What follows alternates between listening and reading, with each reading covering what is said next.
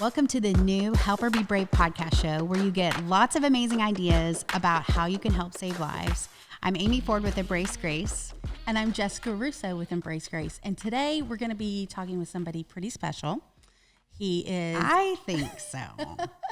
Jess Ford, Amy's son, her bump in life that is now an amazing young man, married. He's the OG EG baby. Original Embrace Grace baby. I find myself calling him a kid all the time, but he's a grown man. He's a grown man. College graduate. Just got married. So he's a man.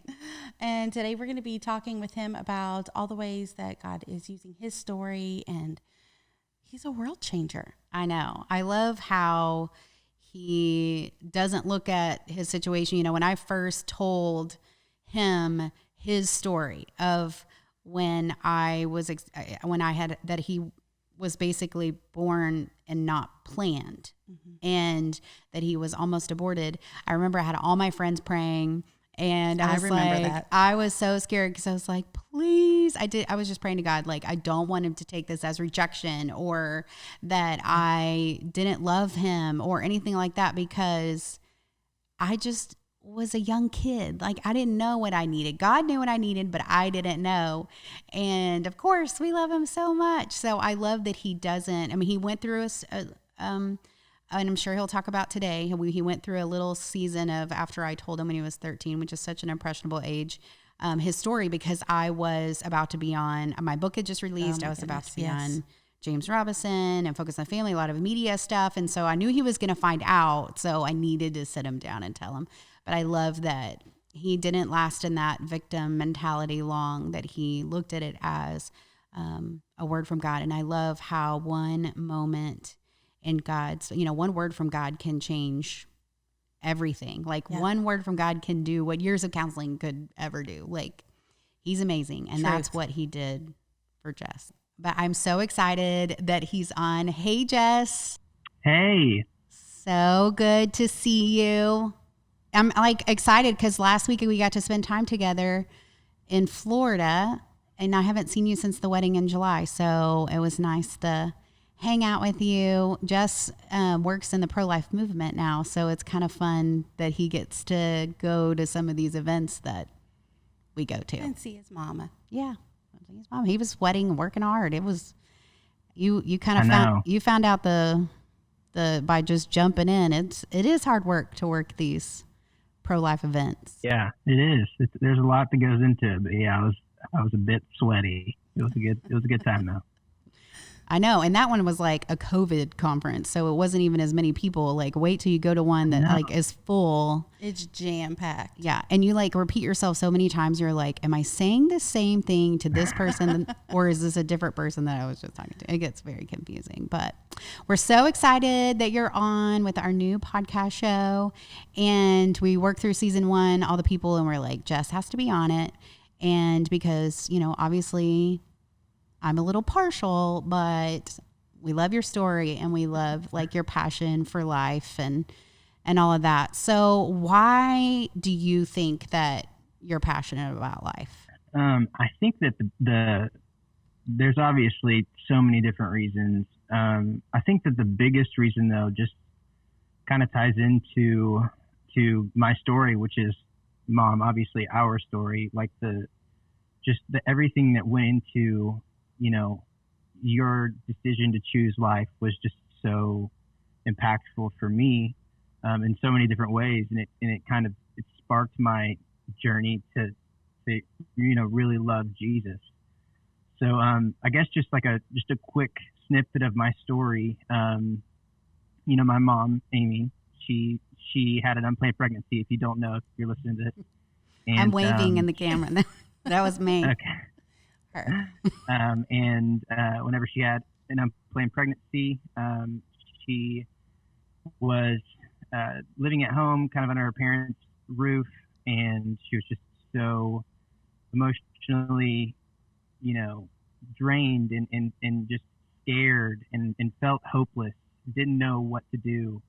And so she decided that, maybe she should explore what an abortion would look like, just like so many people do in that time. So she ended up going to a clinic. She had the nurses kind of brief her of what the abortion would look like. And as she just kind of understood what was about to actually happen, she ended up hyperventilating and passing out on or in that operating room. And whenever she woke up with nurses fanning her, basically saying that, Amy, you're too emotionally distraught to have this abortion today. You can come back another day, but today isn't your day. And mom likes to say that worker was heaven sent. She was an angel, because that supposedly just doesn't really happen very much with abortion clinics or Planned Parenthoods, but it did, and it's just a testament to God's faithfulness. But anyways, my story kind of is in response to that story from my mom, and I know a lot of people hear my mom's story, and it's just so inspiring, and so many different women have found hope from that story, and it's so special. But what's amazing is God kind of used that story, the good and the bad, to bring me closer to Him. And so whenever I heard that story, I think I was 14 years old. My parents, they set me down at Cheesecake Factory, and we had a huge meal. Got all the way to dessert, and I think I was throwing back some strawberry shortcake. Yeah, and it's not normal to take just one kid out to eat. Like, right? Yeah, that's a treat. You got 3 siblings. That's not normal. It's a Definitely celebration, or you're in trouble usually. I thought, yeah, no, I felt like I was in trouble. But yeah, we got all the way to dessert, and they were like, Jess, we have something to say. And I could tell it was just something heavy, because it was just, I was the only one there, and there was just something that was really on their hearts to tell me. And so they ended up telling me that story of what had happened. And through that, well, initially I just kind of thought it was a cool story. Embrace Grace had just kind of launched. It was off the ground. I saw my mom doing these amazing things. All these women and all these children being impacted through Embrace Grace. So I thought it was so cool that I got to be a part of the story. And I still think that, I mean, it's an honor.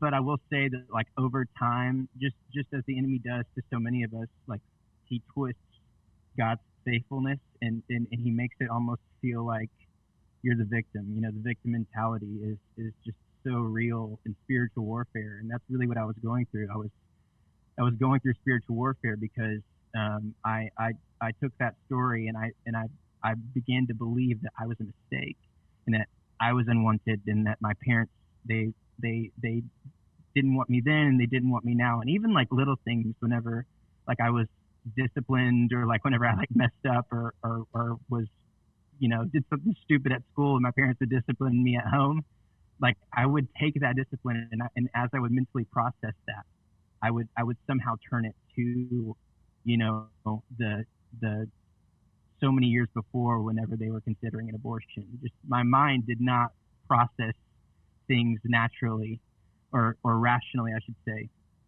And a lot of that just really messed with me. And so for a little bit, I got really depressed because it began to just eat me up. And being unwanted became who I was. It became my identity. And through that time, I really considered whether or not I should be on this earth, because I almost wasn't. So why am I here? Just all these existential questions were running through my head. But there was one specific day, and I just remember being so depressed and so sad and considering these existential thoughts. And I remember the voice of the Lord speaking so clearly to me. And I was sitting on the edge of my bed, and the Holy Spirit said, Jess, your parents may have initially said no, but I said yes, and you have a plan and a purpose, and you're a gift. And really that sentence changed my life. I began to see my parents for the amazing parents that they really were, that all of those years that they chose me, and they continued to love me even after what had almost happened. Those were real instances out of real love, and I could receive their love freely, just as I am to receive the love of the Father freely.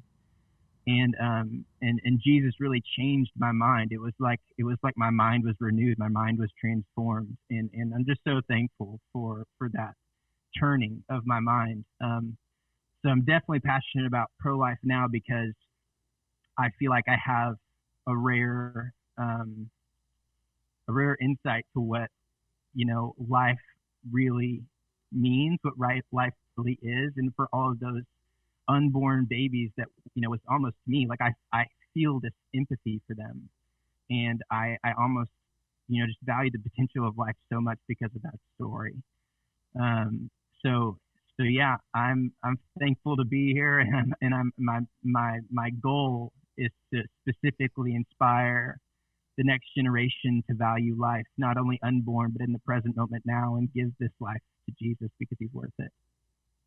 I love that. And I love how one of my favorite parts is whenever you were probably 14 or 15 and the youth group asked you to come or to speak for 5 minutes on how you're an overcomer. And you came into my room and you're like, okay, Mom, this is what I think I'm going to say. And you basically said that you were an overcomer before you were ever even born, and that Satan had a plan for you not to be here, but you're here. And so you're going to use your life to change the world and to make a difference. And I love that we are overcomers. And that is amazing. And I like whenever, do you think that a lot of people, especially your age group, struggle with, maybe it's a different type of story, but do they struggle with identity and purpose in their life? I would definitely say so.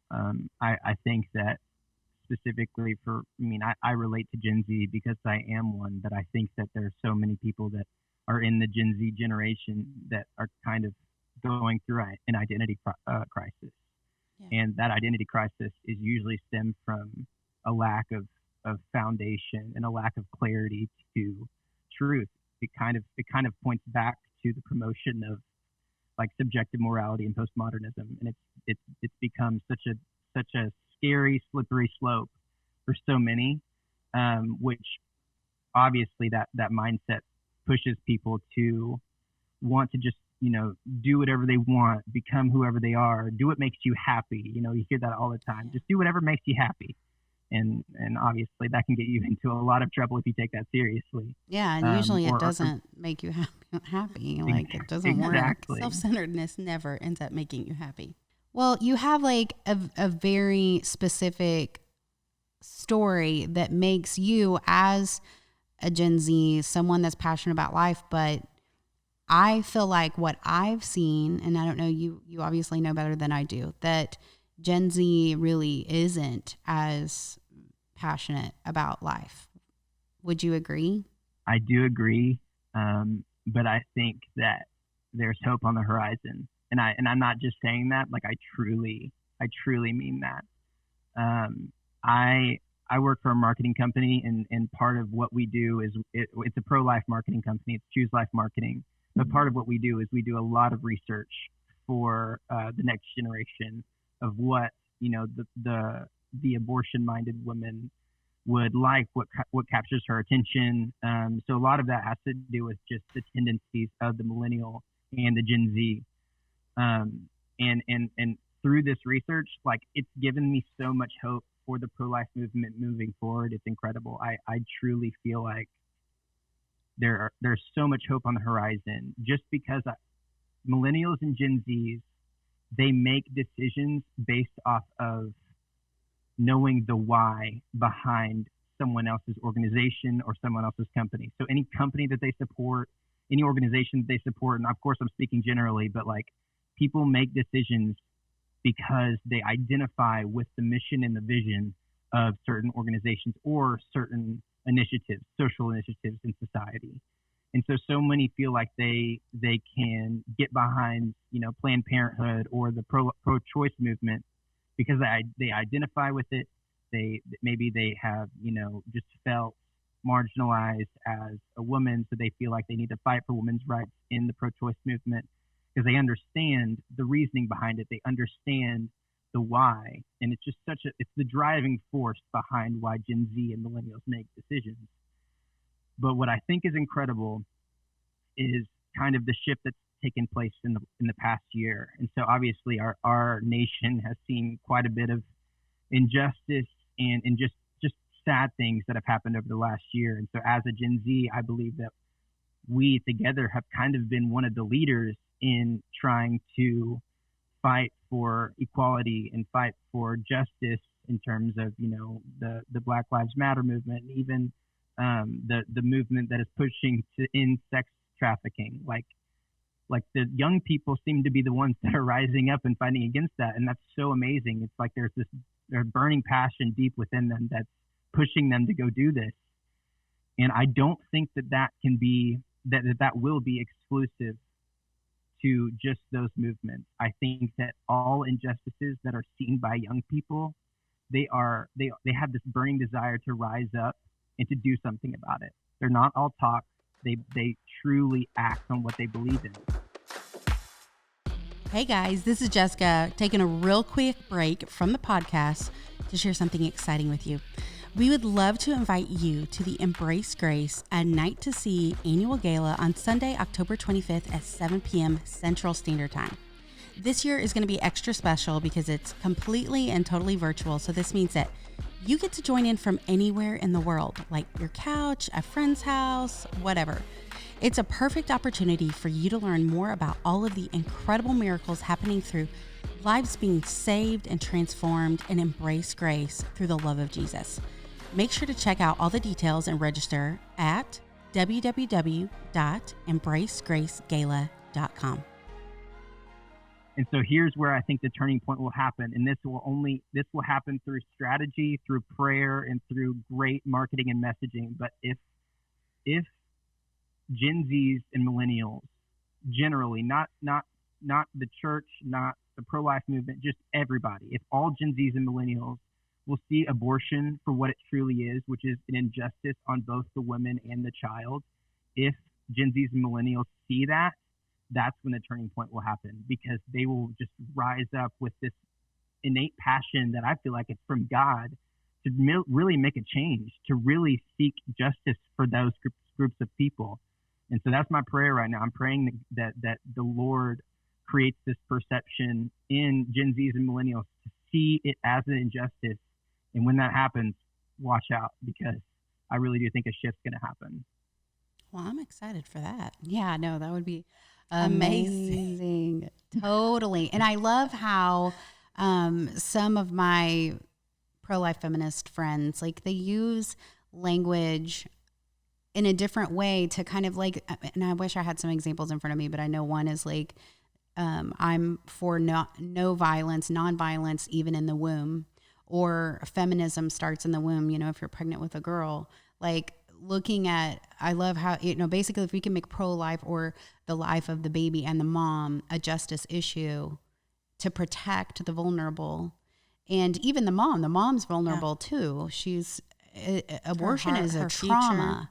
And so to add trauma to her, and then obviously extremely traumatic for the baby, if we can highlight that and really change people's perspective on it. And I noticed, or you had said once, Jess, that you went to Oral Roberts University, which is a highly, very, very Christian school. And tell that story about what your professor did with asking the pro-life question. It was a crazy social experiment with our class. So we had a class of about 200. And first of all, I am all in on ORU, like Oral Roberts University. I loved it. It was the best experience of my life. I grew so much spiritually, and just being around the people there was incredible. But there was one time we were in a class, and we were talking about different worldviews. But the topic of abortion came up, and so our professor had us all stand up, and he began to ask questions, and he would tell us to sit down for certain things. So, like, if you believe that abortion is a good thing, go ahead and sit down. And so they would sit down, and he would continue to ask questions. And obviously, being in a Christian school, whenever they ask, is abortion a good thing, truly no one sits. It's everybody standing. But then whenever you start to ask, the really difficult questions, whenever you start to involve, scenarios of rape or scenarios of whenever the mother's life is at risk, different things like that, it gets really difficult. But he got to the question where he asked, in the scenario where the mother is raped, should she have the right to abort her baby? And every single person in the room sat down except for my roommate. I actually wasn't in this class. I would have been standing with him, but he was the only one. And this is a class of 200 people, so wow. 199 people sat down for that. And obviously, there's just so much that goes into that problem, so much pain, so much hurt, and I really do believe that the people in that class, whenever they answered that question, whenever they did choose to sit down, I believe that they felt so much empathy for the trauma that the woman went through, and it makes sense that they did that. But it's interesting that it seems like the Gen Zs just see abortion differently than the rest of the pro-life movement, which can be an advantage, and I think it will become an advantage whenever they see abortion as that injustice that I was talking about earlier. Yeah. And I know that some of the people that I know that are like their mom was raped and they were born and conceived in rape. There's one guy, Ryan Baumberger, who is a speaker, and we'll have to have him on the show sometime, but he talks about how, like, is my life less valuable than your life because I was conceived in rape? Like, wow. How is that fair to me? Yeah. Like, I deserve a chance to at life, and to see, this handsome guy that's going around sharing his story, like, it just is a visual picture of like, it's still a life no matter how it got here. Mm-hmm. And we've had Embrace Grace girls that have been raped and had their baby and can't imagine their life. I remember without their baby, I remember one time we had a girl that she was raped and she was terrified that her baby would look just like who raped her, and that it would be a constant reminder of the trauma that she went through, but she still wanted to choose life.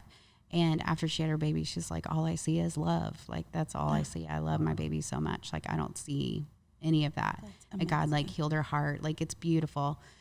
But it is so hard. It's hard, like, totally. But I love, you are really wanting to be a voice with the younger generation. And I love you even got signed with ambassador speakers to really go and share your heart and your story. And tell us a little bit about Zoe project that you're working on with Choose Life. Zoe is a Choose Life marketing initiative that we just started, and I kind of have the privilege of leading that and dreaming for that, and it's so special. But Zoe is going to be a organization / company that really targets the pro-life movement within the Gen Z generation. And so it's going to be multifaceted. It's going to be like an apparel company primarily. Like, it's going to have a storefront to sell really cool clothes, really cool accessories that are going to be subtly pro-life. But there's also going to be like an education piece and a content piece that's going to be pushed out through like blogs on the website and on YouTube. So we kind of want to do two things with the content piece. Like, we want to inspire the people that are already pro-life, the young people that feel like they believe in these pro-life ideas, that they want to do something about it, but they don't necessarily know what to do. We want Zoe to be the messenger and the person that inspires those people to be leaders wherever they are, because we really need leaders in the young generation to inspire those around them. And then we also want to educate those that may be kind of on the fence on the issue. People that tend to like be leaving high school and go into college, a lot of times they change their mind about so many different social issues, because college is such like a formative 4 years of people's lives. So if we can educate college students about what pro-life really is and the injustice that it is, not only the injustice of the woman and the baby in the womb, but like the way that Planned Parenthood operates is an injustice. Truly, the lies that have been exposed and the deceitfulness and everything that live action has been doing to expose some of their corrupt systems. It's really incredible that young people aren't so passionate about this. So Zoe's going to kind of be a vehicle for that message, and we're hoping to get Gen Z people on board to become leaders in the movement. And the apparel is going to be sweet. So the website's going to launch soon with just a clothing store. We want the apparel to kind of be subtle. Like, it's not going to scream "I am pro-life," and that's intentional for the next generation. Maybe conversation starters. Yes, exactly. Like somebody that gets a really cool tattoo, but that's like kind of subtle. They want people to ask what the tattoo is about. It's going to be the same idea, but with apparel. He Would Love First is a Christian company that does the exact same thing. We're kind of trying to shoot for conversation starters that lead to life. I think this is amazing. My oldest, Jess, Amy and I were talking about this with Sherilyn about how he gets all of his news from YouTube. And so he takes everything he hears as truth and fact. And the way that messaging is delivered to the younger generations is totally different than the pro-life movement. And so they don't understand the messaging of the pro-life movement, I feel like, a lot. Do you feel like that's true? I do feel like that's true. Yeah, that's very fair. One of the like the misunderstandings I feel like about the pro-life movement is that it is so pro-woman.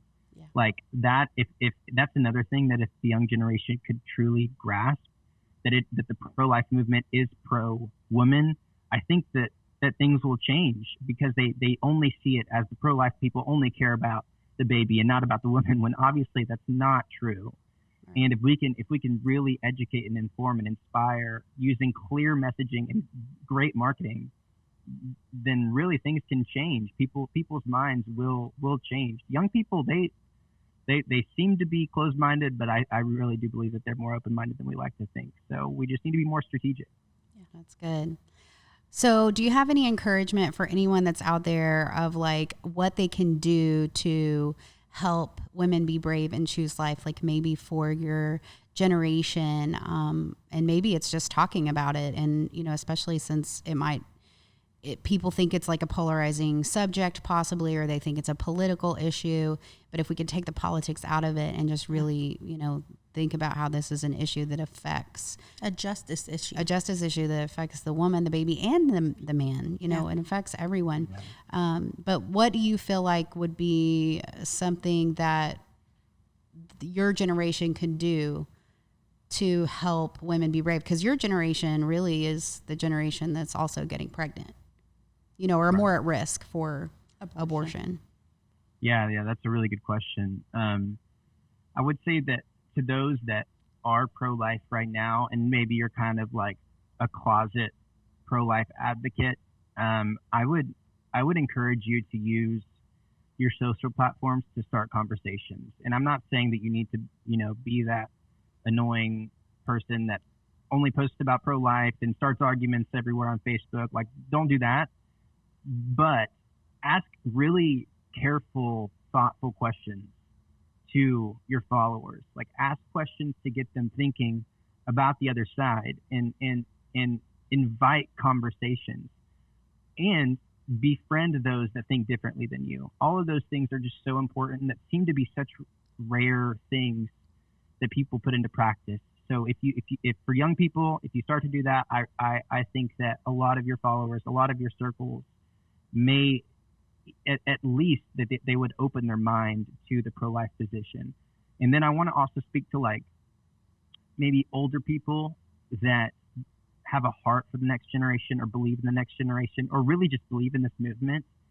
If older people could partner with young people to strategize on how to build, great messaging for this movement, that would be huge, because I would say that older people have the wisdom, they have the experience, they understand maybe a lot more about the pro-life movement than young people do. But young people, they can make things look great, they can make things sound great, they understand technology.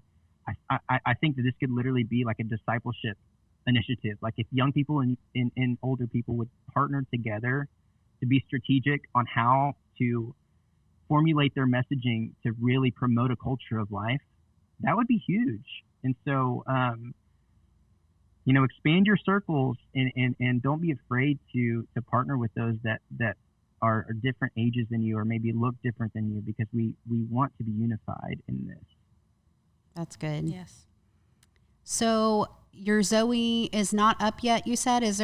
How can we point people to you, or do you know what the website will be or the social media handles? We're still knocking down the URL and the social media handle. One thing that you can do is you can follow Choose Life Marketing on your social media platforms, and then Zoe announcements will be posted. I think we're planning on having Zoe up before the end of the year. So just be on the lookout for it. Also, you can follow me, or you can check out just4.org, and we'll have some Zoe updates on my website as well. Perfect. Okay. Love you, son. We'll talk to you soon. Thank you so much for hopping Jess. on. Yeah, thank you. I love you, Mama. Bye, Jess.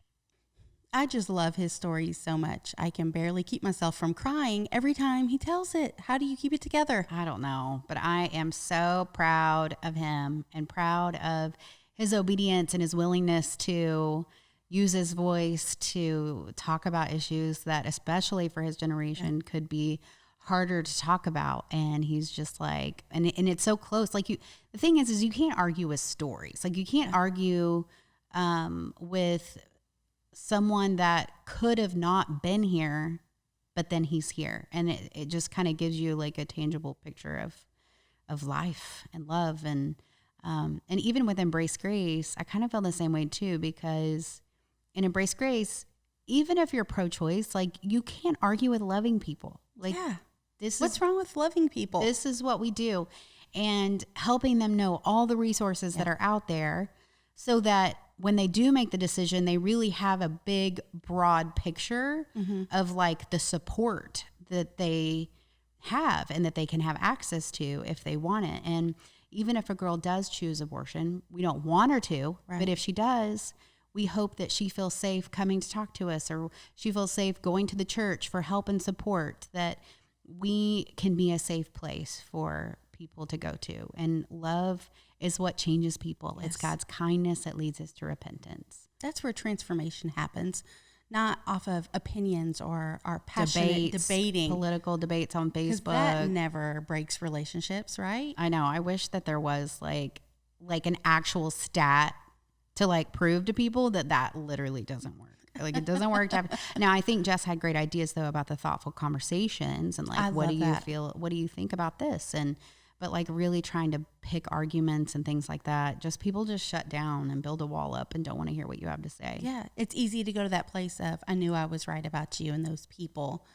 When we speak from a place from love, when we present from a place of love, it's not about changing minds, it's about changing hearts. Right, exactly. And that's what we want to do with Embrace Grace. And so we hope that you got some ideas today too, of just even, especially if you are Gen Z, millennial, about how you can have thoughtful conversations and to really try to, when you do, to think about it as a justice issue, that we're protecting the marginalized, the vulnerable, and that we are pro-woman, that we are, if we can focus on helping her, the baby will be just fine. Like that baby will be fine. We just need to focus on getting the support that she needs so that she feels empowered as a woman to be able to be the mom God created her to be, or to place her baby for adoption if that is what she chooses to do. And that's what our heart is at Embrace Grace. If you are interested in starting a group or getting more information about Embrace Grace, just go to embracegrace.com. Follow all of our social media. Embrace Grace Inc. is Instagram, and I Embrace Grace is Facebook. So check us out and let us know, tag us if you start to have a conversation. Like, don't tag us if you're getting a debate, but tag us if you want to have a healthy conversation with your people and your social media circles. And I think I kind of even feel like we are a good arguing point, I guess, because to say that we do care about the woman and the church should be caring for her whole life and walking alongside and making sure no single mom ever walks alone. And so that's why we use the word pro-love so much, because pro-life can be a polarizing word or feel political when we're just about loving people, because love is what changes lives. And so check us out. Follow us on all the things, and we're so excited that you tuned in today, and we're hopeful and expectant about what kind of amazing stories are going to come from you watching this podcast and getting more involved in the movement. Thank you so much for joining us today.